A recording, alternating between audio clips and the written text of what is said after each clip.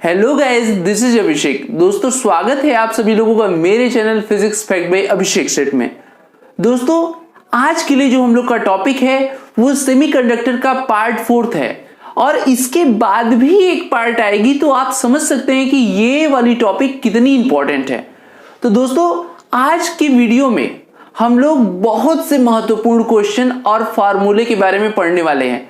तो दोस्तों वीडियो को पूरा देखिएगा और लास्ट में मैं आपसे एक क्वेश्चन हर वीडियो में पूछता हूं, आप उसका आंसर जरूर दिया करिए, ठीक है। और आज भी मैं पूछूंगा, तो वीडियो को अंत तक देखिएगा। वीडियो पसंद आएगी तो लाइक करिएगा और अपने दोस्तों में शेयर करना मत भूलिए। आइए शुरू करते हैं।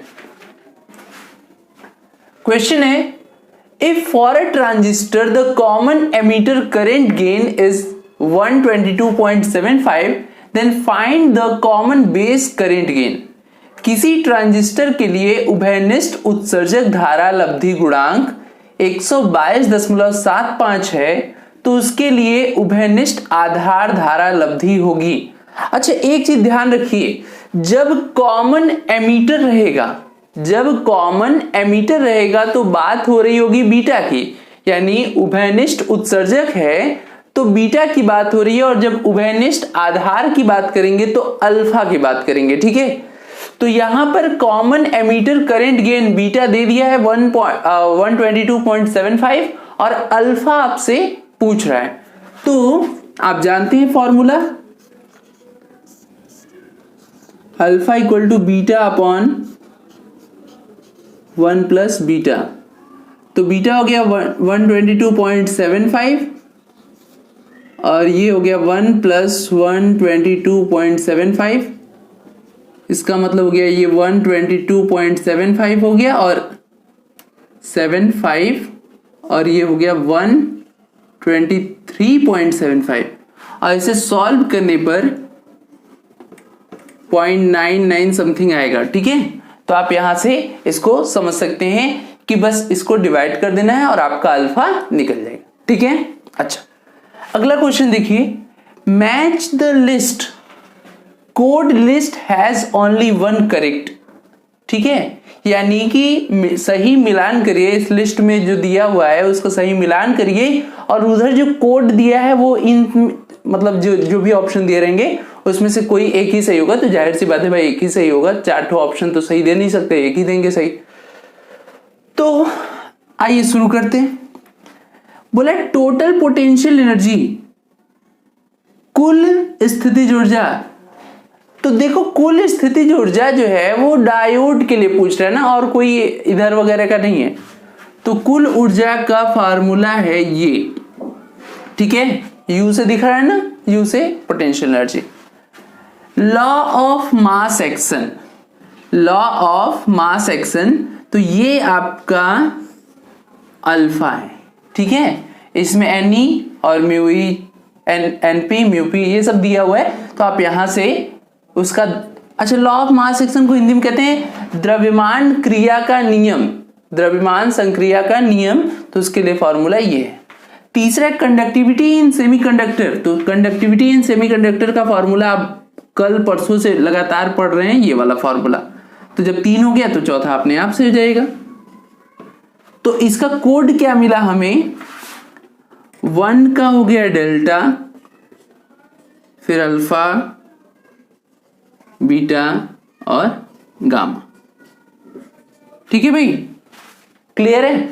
अच्छा अब देखिए बहुत मजेदार question, AND gate, XOR gate, NAND gate और ऑर गेट, इन चारों का नाम दिया है, इन चारों का आपको स्ट्रक्चर पहचानना है। देखो अभी तक हम लोग जितने भी गेट पढ़े हैं उसमें 2 इनपुट और 1 आउटपुट होता है, या 1 इनपुट 1 आउटपुट होता है, लेकिन ये जरूरी नहीं है।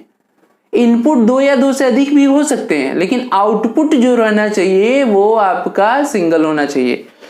अब जरा देखते हैं एंड गेट, तो यहां 3 इनपुट हैं और 1 आउटपुट है और आगे नॉट भी नहीं लगा है, तो ये आपका हो गया एंड गेट। यानी पहले का हो गया गामा, पहले का हो गया गामा। एक्सओआर गेट की पहचान मैंने पिछले वीडियो में बताई थी, और एक सबसे सिंपल पहचान है कि एक लाइन और खींची रहती है। आप लोग कमेंट बॉक्स में मुझे ये बताइएगा कि एक्सऑर गेट को और स्पेशली किस नाम से जाना जाता है, मैंने बताया था, ठीक है। और आप सभी लोग इसका जो है जवाब मुझे कमेंट सेक्शन में जरूर देंगे, ठीक है। आइए तीसरा देखते हैं, नैंड गेट। तो ये पूरा का पूरा जो नैंड गेट होता है वो पूरा का पूरा एंड गेट रहता है, बस आगे एक गोला लगा रहता है जो नॉट गेट को दर्शाता है। तो ये वाला ऑप्शन दिख रहा है, चौथा ऑप्शन ढूंढने की जरूरत ही नहीं है, मार दो सही। तो बी दूसरे का हो गया डेल्टा, तीसरे का हो गया अल्फा और चौथे का हो गया बीटा, ठीक है, क्लियर है। चलिए नेक्स्ट देखते हैं। अगला क्वेश्चन है, the atomic number of copper can be expressed in the binary code, which one is correct code for it. तांबे की परमाणु संख्या बाइनरी कोड में लिखा जा सकता है, सही कोड है, ये चार ऑप्शन दिए हुए। अब आप मुझे बताओ कि तांबे का जो एटॉमिक नंबर होता है वो कितना होता है। अच्छा, हाँ, मुझे पता चल रहा है कि आप लोग बता रहे हैं कि सर 29 होता है ना, यही बोलना चाह रहे हो ना, चलो ठीक है 29। तो 29 को बाइनरी कोड में देखिए कैसे लिखते हैं। बाइनरी कोड का जो नंबर होता है, रेडिक्स होता है, वो 2 होता है। 14 बार में एक जो है वो आपका रिमाइंडर बच गया, 7 बार में कोई रिमाइंडर नहीं, 3 बार में एक रिमाइंडर, 1 बार में एक रिमाइंडर, 0 बार में एक रिमाइंडर। और इसको नीचे से लिखना शुरू करते हैं, नीचे से। तो जब नीचे से लिखेंगे तो क्या हो जाएगा, 11101, ठीक है, ऐसे लिख दिया। अब जो ऑप्शन दिख रहा है वो सही है, नहीं ये सॉरी थोड़ा ज्यादा उत्साहित हो गया था मैं, ये वाला, ठीक है। अब question, the forbidden energy gap in conductor, semiconductor and insulator are Eg1, Eg2 and Eg3 respectively. The relation among them is. चालक, अर्धचालक और कुचालक के लिए फॉरबिडन ऊर्जा बैंड अंतर क्रमशः Eg1, Eg2, Eg3 है, इनके बीच संबंध है। अच्छा देखो, फॉरबिडन ऊर्जा गैप सबसे कम पता है। अच्छा, फॉरबिडन ऊर्जा गैप होता क्या है? निषिद्ध बैंड ऊर्जा अंतराल को फॉरबिडन एनर्जी गैप बोलते हैं। और ये होता क्या है, ये आपका रहता है बैलेंस बैंड और ये होता है कंडक्शन बैंड। और इनके बीच में इलेक्ट्रॉन को यहां से यहां तक ले जाने के लिए कितनी एनर्जी चाहिए, क्योंकि संयोजी बैंड में तो सारे के सारे इलेक्ट्रॉन होते ही हैं, चालन बैंड में जो इलेक्ट्रॉन होंगे उन्हीं से आपका जो करंट वगैरह होगा वो फ्लो होगा। तो चालक में तो बहुत आसानी से फ्लो होते हैं, कंडक्टर में बहुत आसानी से फ्लो होते हैं, इसका मतलब कि ये बहुत कम होगा तभी आराम से उसमें चले जाते हैं। सेमीकंडक्टर में थोड़ा मेहनत से होता है और इंसुलेटर में तो होता ही नहीं है भाई, नहीं होता है। इसका मतलब हो गया कि सबसे अधिक जो है, सबसे अधिक ऊर्जा अंतराल Eg3 है, क्योंकि ये है किसके लिए, ये है आपका इंसुलेटर के लिए यानी कुचालक के लिए। फिर उसके बाद Eg2 सेमीकंडक्टर के लिए और फिर Eg1, ठीक है, इस तरह से ये चीज हो जाएगा। अब कह रहा है कि what is the sum of 2 binary digit 100111001। अच्छा, हिंदी मैंने इसको नहीं लिखा क्योंकि इसकी हिंदी लिखने का कोई मतलब नहीं है। 2 बाइनरी संख्याएं हैं, उनको जोड़ना है, बस इतना ही तो लिखना है। तो सॉल्यूशन कर दे रहा हूं मैं इसका, 10011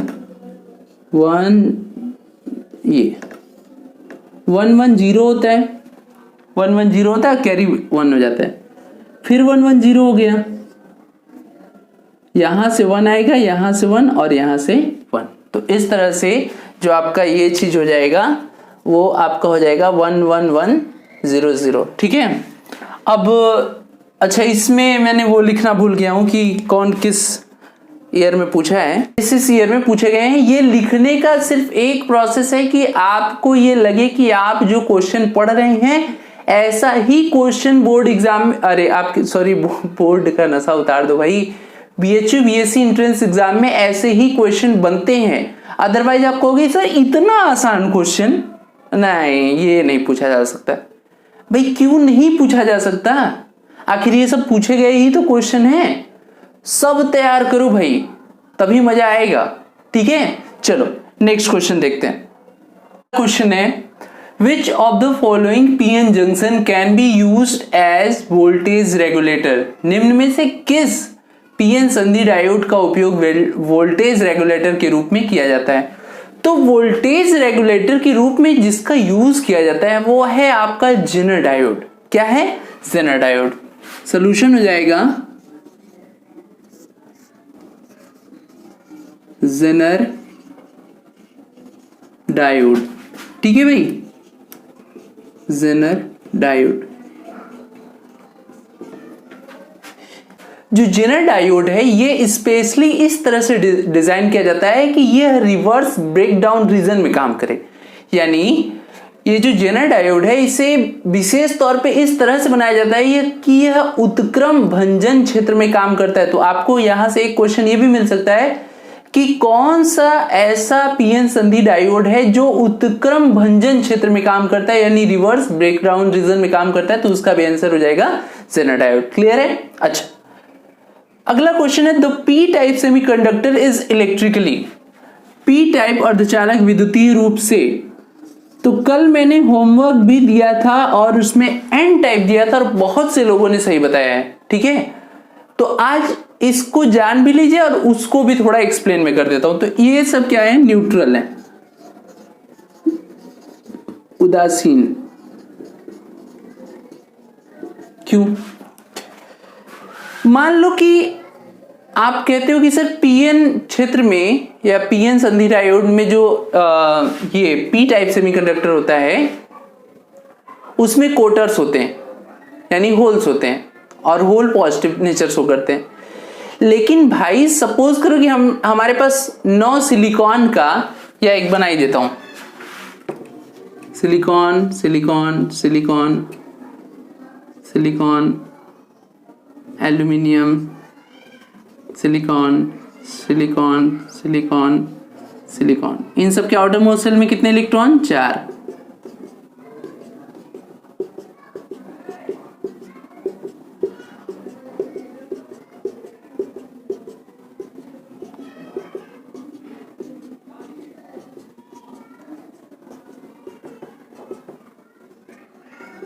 एल्यूमिनियम में 3 और 1 होल।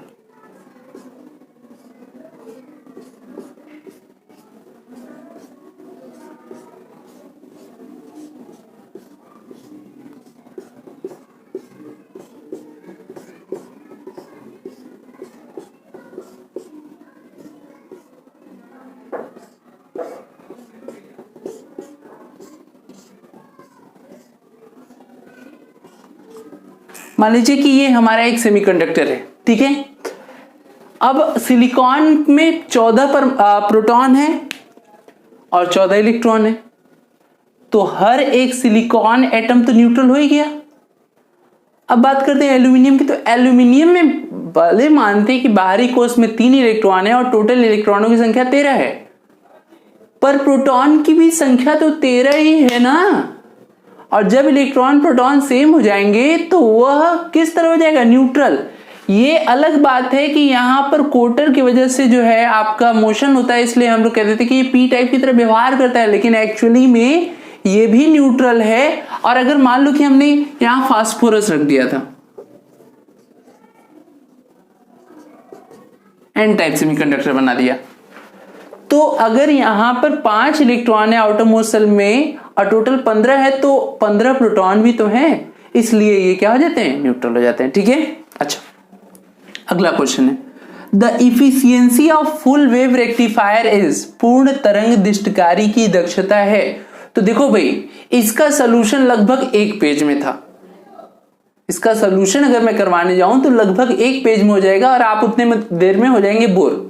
अरे मैं जानता हूं भाई कि हो जाते हो बोर। आपको ये चाहता है कि बस सब लिखा लिखाया मिल जाए और हमारा सब जो है बढ़िया हो जाए। ठीक है, फिर भी मैं आपको एक नंबर दे दे रहा हूं अपना, कि अगर किसी व्यक्ति को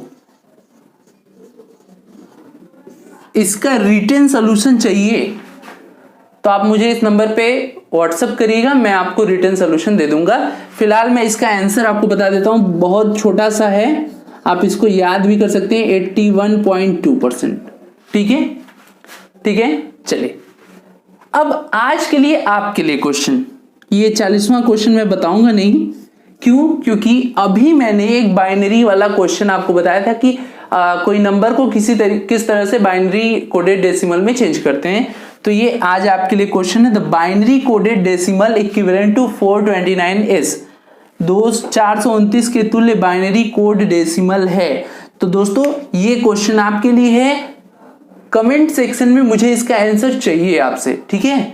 तो बाकी आज की ये वीडियो यहीं पर खत्म होती है। अभी एक पार्ट और आपको मिलेगा जिसमें कुछ और क्वेश्चन होंगे, कुछ इंपॉर्टेंट क्वेश्चन जो बच गए हैं वो होंगे, और उसके बाद हम लोग एक लास्ट टॉपिक 12th के सिलेबस का एक लास्ट टॉपिक बचता है जो सिलेबस से हटा दिया गया है लेकिन उससे क्वेश्चन बन जाते हैं, वो है आपका कम्युनिकेशन सिस्टम, संचार व्यवस्था। तो उसको भी पढ़ लेंगे और फिर हम लोग जो है फिजिक्स के सेक्शन को पूरा खत्म कर लेंगे।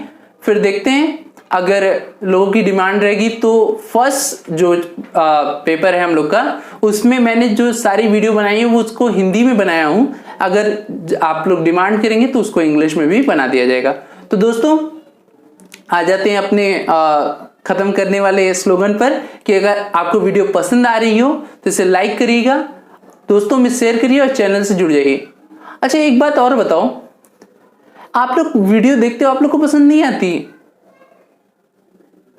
अच्छा मैं कह देता हूं कि अगर पसंद आए तो लाइक कर देना, तो आप लाइक ही नहीं करते हो, मतलब आपको पसंद ही नहीं आती। थोड़ा यार मनोबल बढ़ाओ भाई, मेरा भी बढ़ाओ, मजा आता है। अगर आप आपसे लाइक ही तो मांग रहा हूं यार, लाइक कर दोगे तो अच्छा लगेगा ना, कोई दूसरा व्यक्ति देखेगा तो बोलेगा अरे इस वीडियो पर इतने लाइक्स आए हैं, थोड़ा अच्छा लगेगा, उसे भी देखने में इंटरेस्ट रहेगा ना। तो थोड़ा मेरे लिए इतना कर दीजिए, ठीक है। Thank you.